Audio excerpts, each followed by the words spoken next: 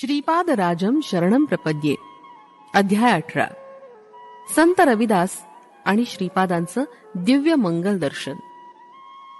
मी त्या ब्राह्मण द्वयासमवेत यथाकाली कुरुगुड्डीस जाऊन पोचलो.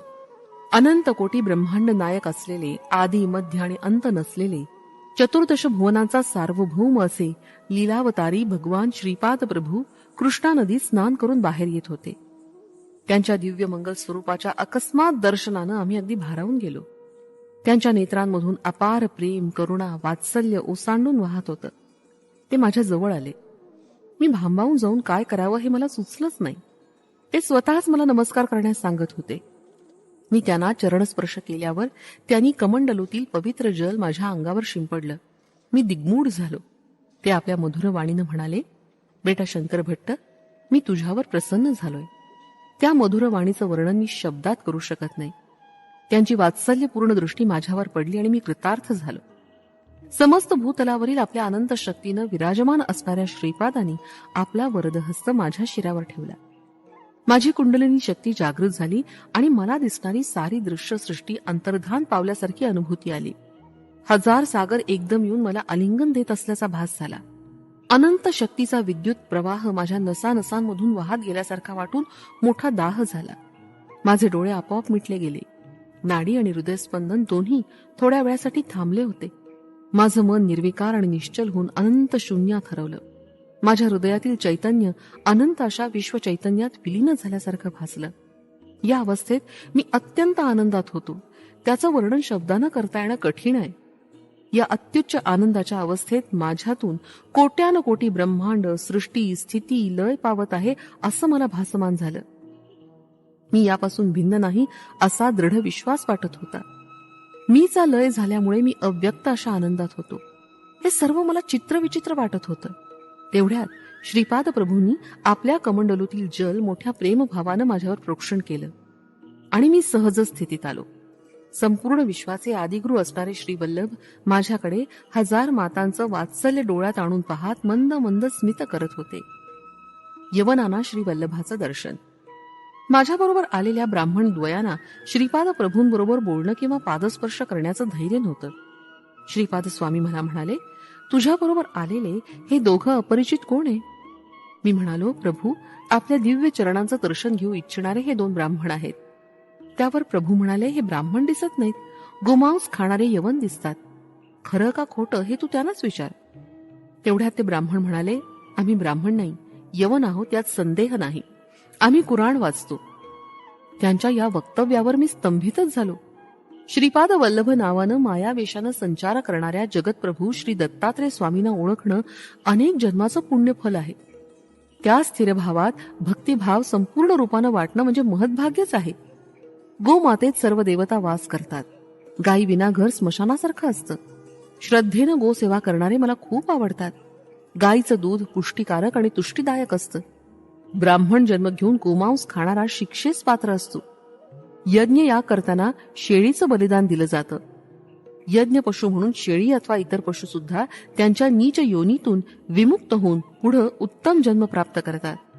यज्ञ पशुला चांगला जन्म मिळावा यासाठी यज्ञ करणारा महायोगी तपोबल आणि योगबलानं समृद्ध असावा लागतो. जर तो योगी असा समर्थ नसेल तर त्याला प्राणी हत्या केल्याचं पापच लागतं. देशकालानुसार धर्मकर्म पद्धतीमध्ये थोडा थोडा बदल होत असतो. यवन असणाऱ्या तपस्वीनी गोमांस भक्षण केलं तरी परमेश्वरार्पण बुद्धीनं केलेलं कर्म गाय आणि तिच्या संततीस उत्तम जन्मच मिळवून देतं. परंतु असं न केल्यास मात्र महापाप लागतं. म्हणून गोहत्या शास्त्रानुसार महान पाप आहे. कौरव पांडवांच्या युद्धासाठी कोणतं क्षेत्र धर्मक्षेत्र आहे याचा शोध करण्यासाठी अर्जुन आणि श्रीकृष्ण निघाले. त्यांना एका शेतात शेतकरी पाणी देत असलेला दिसला. पाण्याचा प्रवाह अडवण्यासाठी त्याला एका मोठ्या दगडाची आवश्यकता होती. तो अशा दगडाच्या शोधातच होता. इतक्यात त्याचा मुलगा वडिलांना जेवण घेऊन आला. जेवण झाल्यावर पाणी अडवण्यासाठी जेव्हा दगड मिळाला नाही तेव्हा त्यानं आपल्या मुलाचा वध केला आणि त्याचं मृत शरीर दगडाप्रमाणे पाणी अडवण्यासाठी ठेवलं. त्यावेळी शेतकरी आणि त्याचा मुलगा या दोघात मारण्याची क्रिया करताना कोणताही भाव नव्हता. ते दोघं निर्विकार होते. शेत पिकवून सर्वांना आहार द्यावा एवढंच त्या शेतकऱ्यास ज्ञात होतं. तोच त्याचा धर्म होता. शेतकरी फळाची आशा न करता आपलं कर्म अत्यंत श्रद्धाभावानं करत होता. या शेताची जागा श्रीकृष्णानं धर्मक्षेत्र म्हणून निवडली. अरे नाममात्र ब्राह्मणा, गोमांस भक्षण करणं केव्हाही बरोबर नाही. पूर्व पुण्याईनं आणि पूर्व पितृदेवतेंच्या प्रार्थनेनं तसंच माझ्या अपार कारुण्यानं तुम्हाला माझ्या दर्शनाचा लाभ झाला, हेच तुमचं महत्भाग्य समजा. तुम्ही केलेला नमस्कार मी स्वीकारत नाही. तुम्ही मला स्पर्श करू नका. माझ्या कमंडलूतील पाणी तुमच्या अंगावर घालणं शक्य नाही. तुम्ही इथून तत्काळ निघून जा. तुम्हाला अन्न वस्त्र मिळण्याची सोय केली आहे. तुम्ही यवन स्त्री बरोबर विवाह करून यवनाप्रमाणे राहा. तुमच्या हातून मारल्या गेलेल्या गायी पुढील जन्मी तुमची संतती होऊन जन्मास येतील आणि तुमचा छळ करून तुमच्या पैशावर सुखी होतील. माझ्या दर्शनानं पुनीत झाल्यामुळे काही जन्मांनंतर तुम्ही बडे बाबा आणि अब्दुल बाबा या नावानं ओळखले जाल. महाराष्ट्रातील शिर्डी गावात श्री साईबाबा नावाचे एक महात्मे अवतरित होतील. ते तुमचा उद्धार करतील. हे माझे बोल काळ्या दगडावरील रेषेप्रमाणे आहेत, असं बोलून प्रभूंनी त्यांना जाण्यास सांगितलं. मी आणि श्रीपाद प्रभू दोघच होतो. तेव्हा तिथं रविदास नावाचा एक रजका आला. रविदास श्रीपाद प्रभूंना सारखा प्रणाम करत होता, परंतु प्रभू त्याच्याकडे दुर्लक्ष करत होते. थोड्या वेळानं त्याच्याकडे पाहून श्रीपाद मंद हसले. याचं मला आश्चर्य वाटलं. श्रीपाद वल्लभ स्वामींनी माझ्या कपाळाच्या मध्यभागी जोरात दाब दिला. तेव्हा माझ्या नेत्रचक्षूंसमोर चित्र विचित्र दृश्य दिसलं. श्रीपाद स्वामींचा भक्तांवर अनुग्रह. रविदासाची नाव कृष्णा नदीतून कुरुगड्डीकडे जात होती. त्या नावेत एक वेदशास्त्र पंडित बसले होते. इतर अस्पृश्य जातीच्या लोकांचा स्पर्श होऊ नये म्हणून ते एकटेच त्या नावेत बसून जात होते. ते पंडित रविदासाला म्हणाले, मी महापंडित आहे आणि श्रीपाद श्रीवल्लभ स्वामींकडे जात आहे. त्यांनी मला बोलावलंय, तेच तुला नावेचं भाडं देतील. ते ऐकून रविदासानं होकार दिला. नाव मार्ग आक्रमू लागली. बोलण्याच्या ओघात त्या पंडिताला कळलं की रविदासाला पौराणिक ऐतिहासिक कथेंची काहीच माहिती नाही. तो पंडित म्हणाला, अरे रविदासा, तुला पुराण आणि इतिहासाचं काहीच ज्ञान नाही, म्हणजे तू 3/4 जीवन व्यर्थ घालवलंस. रविदास ते ऐकून निराश झाला. नाव चालवताना एकदमच पाण्याचा वेग खूप वाढला. त्या वेगानं त्या नावेस एक छिद्र पडलं आणि त्यातून पाणी आत शिरू लागलं. रविदास त्या पंडिताला म्हणाला, महाराज, आपणच पाण्यात पोहता येतं का? पंडित म्हणाला, अरे मला तर पोहता येत नाही. रविदास म्हणाला, महाराज, मला पोहता येतं, परंतु तुम्हाला मात्र पोहता येत नसल्यानं तुमचं जीवन 100% व्यर्थ आहे. सारखं वाढत असलेलं पाणी पाहून रविदासानं श्री श्रीपाद प्रभूंचं नाव घेऊन पाण्यात उडी मारण्याची तयारी केली. इतक्यात त्याला पाण्याच्या मध्यभागी एक दिव्य कांती दिसली. त्यानं आदी अंत नसलेल्या श्रीपाद स्वामींच्या महिमा वर्णन करणाऱ्या अनेक लीला कथा ऐकल्या होत्या. रविदासानं त्या दिव्य कांतीस अत्यंत श्रद्धाभावानं नमस्कार केला. नावेतील पाणी सारखं वाढू लागलं होतं. इतक्यात एक महदाश्चर्य घडलं. एक अदृश्य हात त्या नावेतील पाणी बाहेर टाकत होता. पाणी कमी झालं आणि नाव किनाऱ्यावर पोचली आणि ते दोघं श्रीपाद प्रभूंच्या दर्शनास आले. रविदास यापूर्वी प्रभूंच्या दर्शनास कधीच आला नव्हता, परंतु आज जेव्हा त्यानं स्वामींना नमस्कार केला तेव्हा त्यांनी प्रसन्न मुद्रेनं मंद हास्य केलं. त्या पंडिताकडे मात्र दुर्लक्ष केलं. शास्त्र चर्चा करण्यासाठी आलेल्या त्या पंडिताच्या मुखातून एक शब्दही निघेना. श्रीपाद प्रभू पंडितास म्हणाले, अरे पंडिता, तुला अहंकारामुळे योग्य काय आणि अयोग्य काय ते कळेनासं झालं आहे. तू महापंडित असून सद्गुणांचा संचय करण्याऐवजी पापांचा साठाच करून ठेवलास. आपल्या सुशील पत्नीचा छळ करून एका सुखी कुटुंबातील राणीला आपल्या पतीपासून परावृत्त केलंस. त्यामुळे ती तुला सतत शाप देतीये. तुझी भार्या एक सद्ब्राह्मणी असून मानसिक छळानं क्षोभित झाली आहे. हे सर्व पापकर्म केल्यावर तू माझ्याकडे कसा आकर्षित झालास? तुझ्या पत्रिकेप्रमाणे आज तुझा मृत्यूदिन आहे. आजपासून मी तुला 3 वर्षांचं आयुष्य वाढवून देतो. तू तुझ्या गावी जाऊन दुर्वर्तन विसरून चांगलं आचरण कर. तू एक पंडित आहेस यात शंकाच नाही. तुझ्या विद्वतेचं प्रात्यक्षिक दाखवतोस का तुला दिलेलं 3 वर्षाचं आयुष्य परत करतोस? तत्काळ उत्तर दे. सर्वज्ञान संपन्न असलेल्या श्रीपादांचं ते वक्तव्य ऐकून त्या पंडिताच्या तोंडून एक शब्दही फुटेना. जणू काही मुकाच झाला होता. त्याच्या मनात आयुष्य वाढावं अशीच इच्छा होती. श्रीपाद वल्लभ स्वामी त्याला म्हणाले, तुझ्या मनातील इच्छेनुसार मी तुला 3 वर्षांचं वाढवलेलं आयुष्य देत आहे. तू रजकाच्या स्त्रीस जबरदस्तीनं पळून तिला दासी केलंस, परंतु पुढील जन्मात ते रजक दाम्पत्य महाराजाचे सुख वैभवाचा आस्वाद घेशील तेव्हा तू त्या रजक पत्नीचा दास होऊन त्यांची सेवा करशील. या 3 वर्षात काही सत्कर्म केल्यास अन्न वस्त्रास काही कमी पडणार नाही आणि दुष्कर्म केल्यास नाना यातना भोगाव्या लागतील. मरणापासून तुझं रक्षण करून माझ्याकडे येऊन येणाऱ्या रविदासाला तुझं सर्व पुण्य मिळालं. त्या पुण्याच्या फलस्वरूप तो माझी सेवा करेल. तू तत्काळ या पुण्यभूमीतून निघून जा. स्वामींच्या आदेशानुसार तो पंडित तिथून निघून गेला. रविदास मात्र आश्रमात राहून स्वामींची सेवा करू लागला. तो दररोज स्वामींचे कपडे धुवून आणि आश्रमातील अंगण झाडून स्वच्छ करीत असे. पूजेसाठी फुलं आणणं हे तर त्याचं आवडीचं काम होतं. श्रीपाद प्रभू स्नानासाठी कृष्णा नदीवर जात असताना तो त्यांना साष्टांग नमस्कार घालत असे आणि स्वामी त्याचा नमस्कार प्रसन्न मुद्रेनं स्वीकार करत असत. रविदासाच्या पित्यानं त्याला एकदा सांगितलं होतं की श्रीपाद प्रभू अंतर्यामी असल्यानं त्यांना केलेला एक नमस्कार स्वीकार झाल्यास तो 100 लोकांना केलेल्या नमस्काराचं फळ मिळवून देणार आहे. एकदा रविदास कृष्णा नदीच्या तीरावर उभा होता. त्यावेळी त्या मोठ्या नावेत त्या गावातील राजा आपल्या लवाजम्यासह जलविहार करत होता. रविदास त्या राजाकडे एकचित्तानं पाहत होता. तेवढ्यात श्रीपाद स्वामी नदीत स्नान आटपून बाहेर आले. रविदासाचं त्यांच्याकडे लक्षच नव्हतं. स्वामींनी त्याच्या खांद्यावर हात ठेवून प्रेमानं विचारलं, काय पाहत आहेस रे रजका? त्यांच्या मधुर वाणीनं रविदास एकदम गोंधळला आणि स्वतःला सावरीत त्यानं स्वामींना साष्टांग नमस्कार घातला.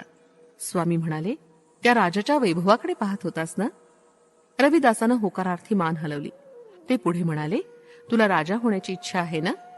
तू पुढच्या जन्मी विदुरा नगरीचा म्हणजे सध्याचा बिदर नगरीचा राजा होशील.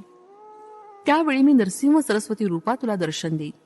तो रजक म्हणाला, प्रभू, मला राजा होण्याची इच्छा आहे, परंतु आपल्या चरणांची सेवा मला सदैव मिळावी.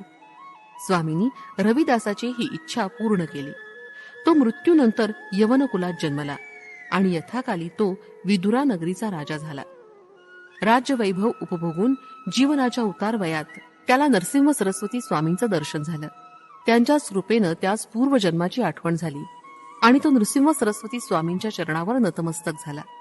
त्यानं स्वामींना आपल्या राजधानीत नेऊन मोठा सन्मान केला. खिरीनं भरलेलं अक्षय पात्र. आम्ही सर्वजण बसलो असताना एक तरुण ब्राह्मण तिथं आला. तो दुरून आला असल्यानं त्याचे पाय धुळीनं भरले होते. त्याचं नाव वल्लभेश्वर शर्मा असं होतं.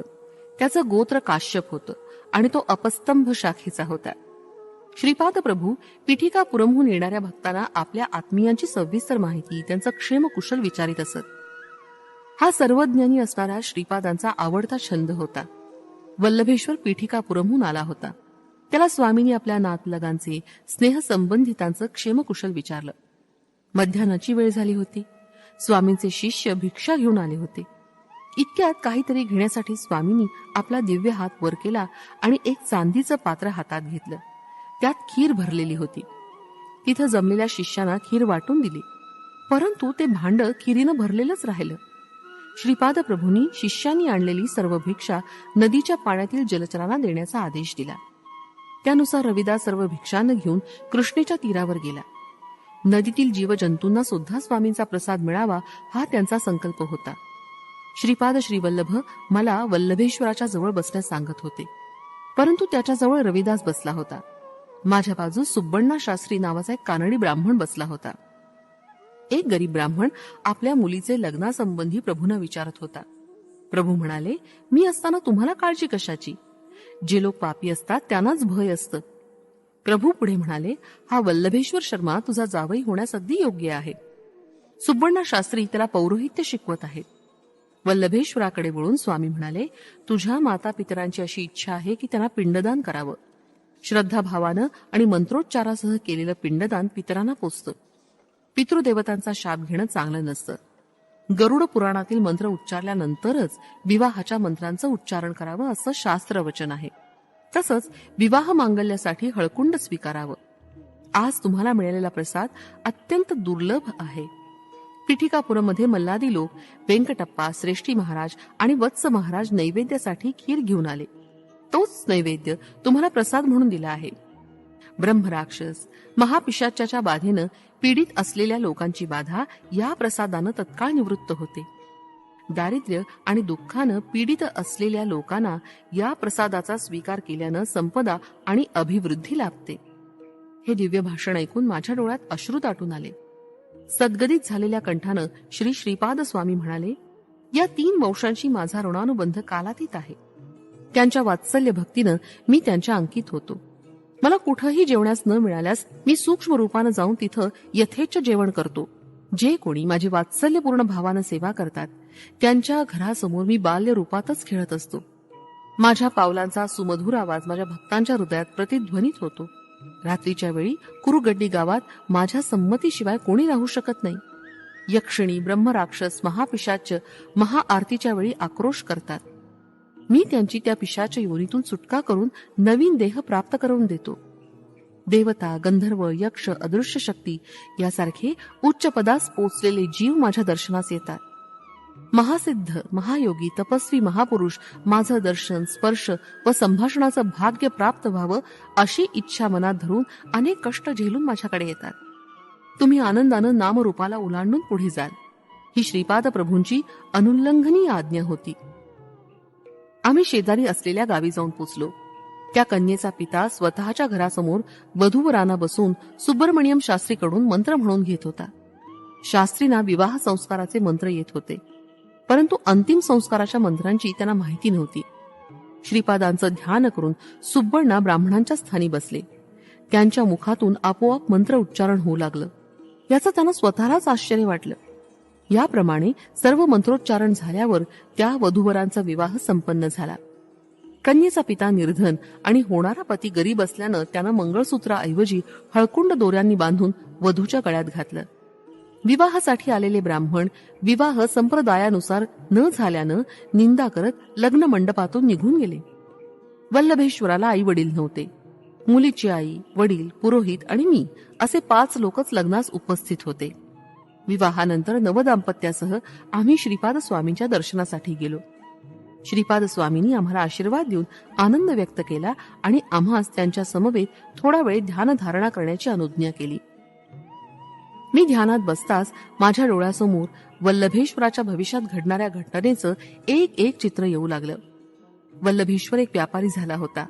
त्यांना मिळणाऱ्या नफ्यातून काही भाग वेगळा ठेवून त्याचा उपयोग कुरवपुरी सहस्र ब्राह्मण भोजनास करण्याचा नवस केला होता. परंतु तो संकल्प पूर्ण करण्यास तो विलंब लावत होता. श्रीपाद श्रीवल्लभ कुरवपूर क्षेत्री अंतर्धान पावले. ते गुप्त रूपाने संचार करीत होते.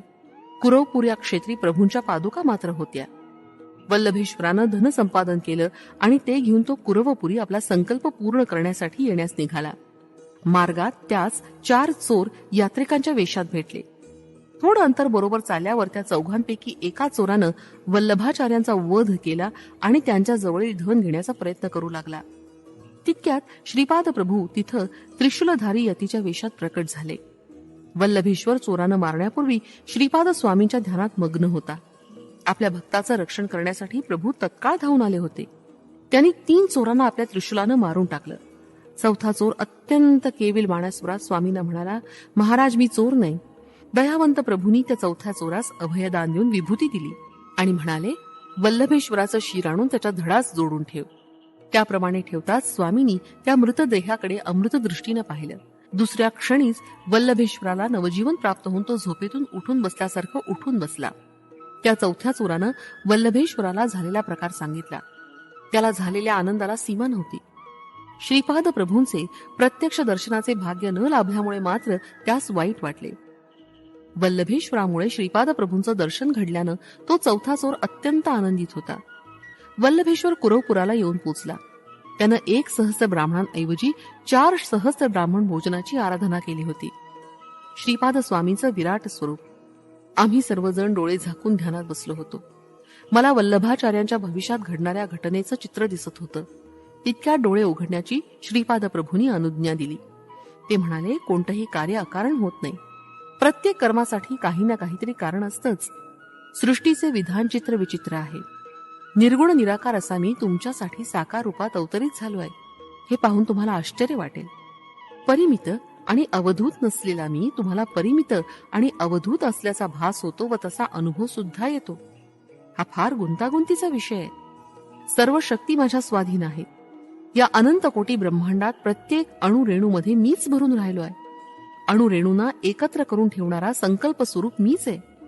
या अणुअणूला वेगवेगळं करून नूतन सृष्टीची निर्मिती करण्यासाठी जी स्थिती हवी असते त्यासाठी प्रळय काळ साधणारा असा रुद्ररूपही मीच आहे.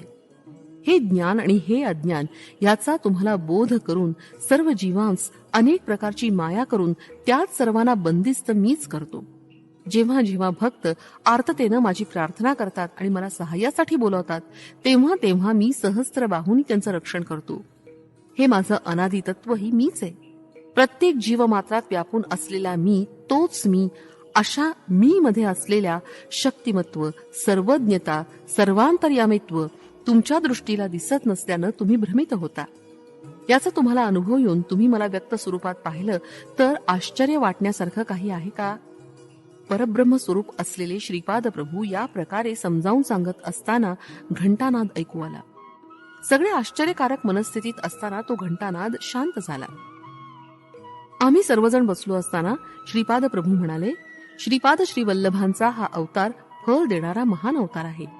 माझं नामस्मरण केल्याशिवाय कोणताच अवधूत पूर्ण सिद्धी प्राप्त करू शकत नाही. तसंच महान योगी सुद्धा सिद्धी प्राप्त करण्यासाठी माझं नामस्मरण करतात.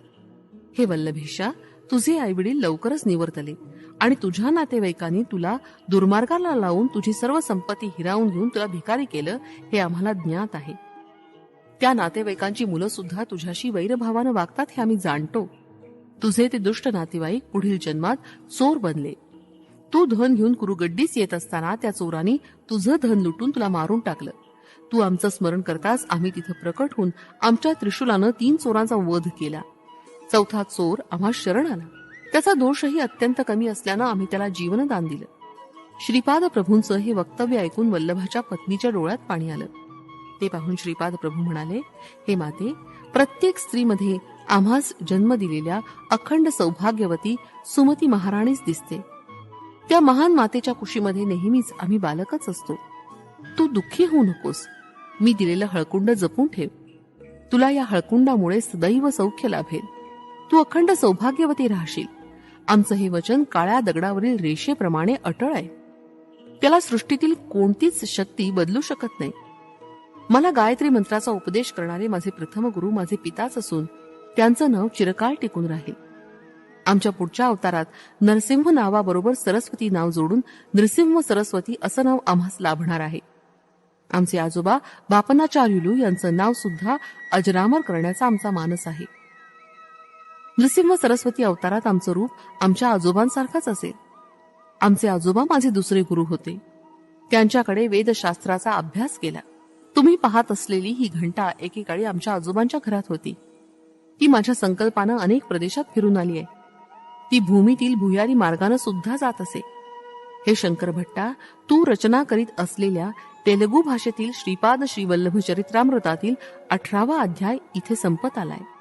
ती घंटा पिठिकापुरम गावात येऊन पोचली आहे. ही घंटा अनेक आकार घेऊन अनेक आकार बदलून माझ्या संकल्पानुसार पुन्हा इथं आली आहे.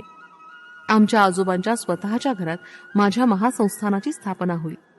आमच्या प्रेमाची खूण म्हणून ही जय जय निनाद करणारी घंटा आम्ही पिठिकापुरमला पाठवली आहे. श्रीपाद श्रीवल्लभांचा जय जयकार असो. फलश्रुती, पापकर्मांचा नाश, भाग्यवृद्धी.